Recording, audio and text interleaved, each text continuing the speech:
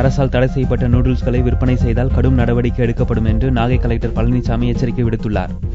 தமிழக அரசு மேகி உள்ளிட்ட 11 வகையான நூடுல்ஸ்களை விற்க தடை விதித்துள்ளது. கடந்த 2 தினங்களாக நாகை மாவட்டம் முழுவதும் அரசால் தடை செய்யப்பட்ட நூடுல்ஸ் விற்பனை குறித்து அதிகாரிகள் பல்வேறு சோதனை மேற்கொண்டுள்ளனர். நாகப்பட்டினம் நகராட்சி பகுதியில் உள்ள கடைகள் மற்றும் சூப்பர் மார்க்கெட்களில் நூடுல்ஸ் விற்கப்படுகிறதா என்பது குறித்து கலெக்டர் பழனிசாமி தலைமையில் உணவு தர கட்டுப்பாடு அதிகாரிகள் நேரில் ஆய்வு நடத்தினர். அங்கு தடை செய்யப்பட்ட நூடுல்ஸ்கள் விற்பனை செய்யப்படவில்லை என்பது உறுதி செய்யப்பட்டது.